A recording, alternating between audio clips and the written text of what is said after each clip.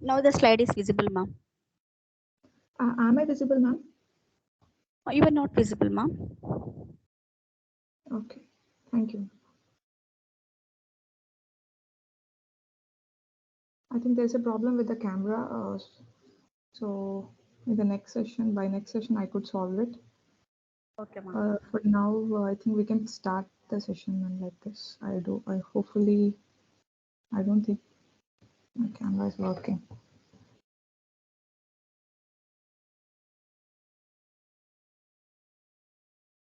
Can we start the session?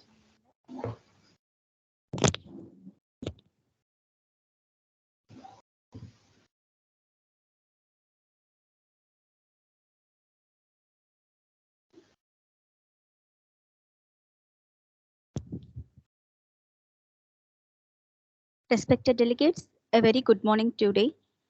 Today is the second day of our today's virtual workshop on innovation tools in modern pharmacology, organized by Sri Venkateshwara College of Pharmacy Autonomous in collaboration with the institution's Innovation Council. And for today's session, we had eminent speaker Dr. Sri Lalita Bojjagaru, Assistant Professor, Manipal College of Pharmaceutical Sciences, Manipal. On behalf of Sri Venkateshwara College of Pharmacy and Principal Dr. D. Jyotishwari ma'am, I cordially welcome you for the session, ma'am. And now I request Dr. G. Swapna to hand over the session to introduce our today's speaker. Over to Dr. Swapna.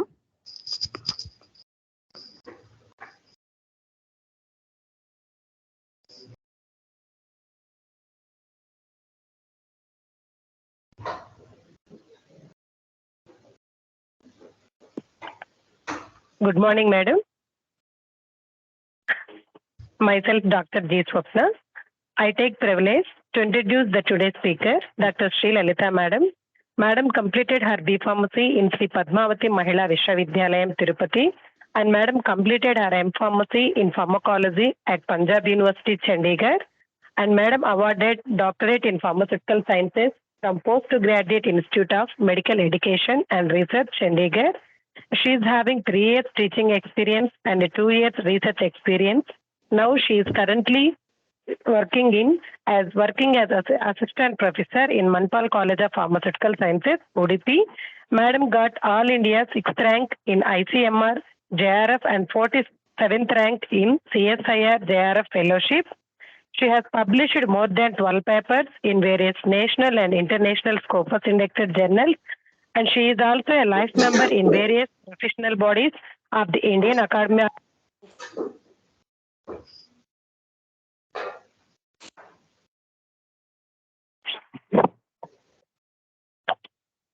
Hello. Hello. Oh, ma'am, am I audible, madam? Yes, ma'am, you are audible.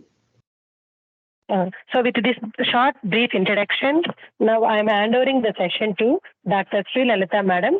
Thank you. Good morning, madam. Good morning, ma'am. Thank you for the brief introduction. Thank you, ma'am. Good morning, everyone. Firstly, I want to thank the organizers for giving me this wonderful opportunity. Hopefully, it would have been better if we have interacted personally rather than a virtual this thing. But anyhow, sharing the message is important. So again, I heartfully thank the organizers for giving me this opportunity. Yeah, so I'll start my topic, that is network pharmacology, which is an advanced tool or emerging tool for drug innovation.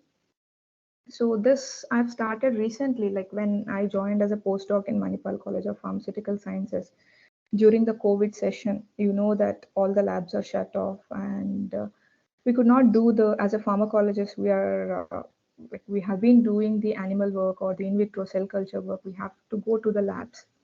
But whereas people working in silico labs, computer is all what they need, right? They can do the research even at home.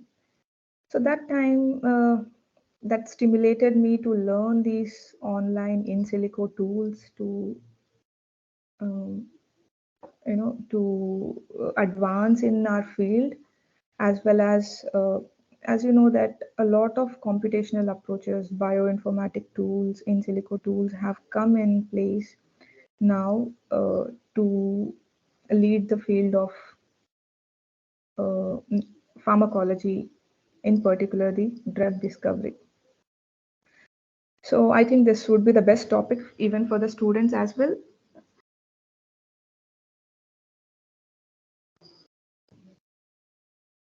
So I'll cover these briefly these topics. First is why is there is a need for novel drug discovery approach, and if there is a need, and what is that emerging upcoming novel field that is systemic approach of drug discovery. There comes the area network pharmacology. It's what is it? Its applications, limitations, challenges, and a small case study so that you can better understand what it is. Just a disclaimer, ma'am. If in between, if there is by chance any technical glitch or anything, if the voice goes off, you can please point out in between. And if the slides are not moving or if you're not able to catch up, please raise a hand or you can stop me. Thank you, ma'am. So yeah, so let's continue. So this is a data that I could get from 2000 to 2013, even though I could not get data after that till 23. This is a graph showing the average expenditure, R&D, research and development expenditure incurred for the drug development process. As you know, that drug development process is a time consuming and it includes lot of money and lot of resources, all through which you would get not even a handful of drugs after so many efforts. So if you see that from 1963 to the 2013, we can see that the R&D expenditure is gradually being increased. The industry is getting aware and the government is getting aware of the need of the drugs and the R&D. So therefore, a lot of money is being spent in this area. But how come, and we expect that as the expenditure increases, the drug discovery process should also increase. Along with the expenditure, the tools, the technology is developing. We have now the omics technology. We have lot many technologies for the drug discovery process. But there lies a gap. See the number of drugs. There is not much improvement in the drug discovery rate.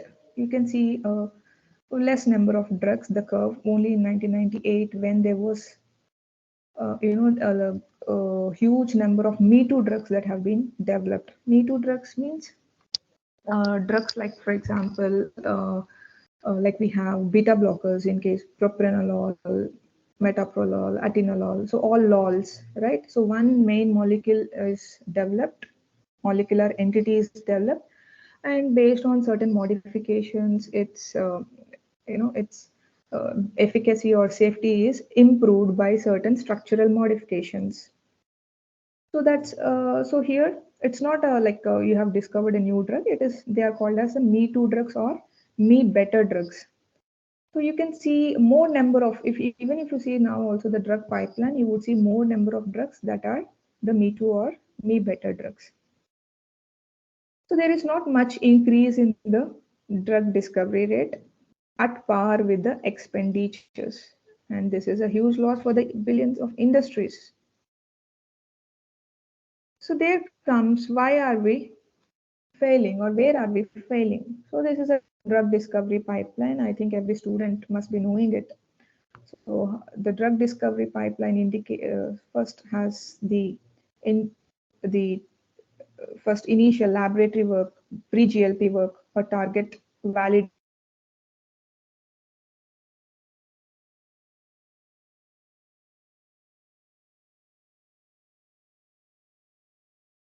bind to that particular target for any disease, right?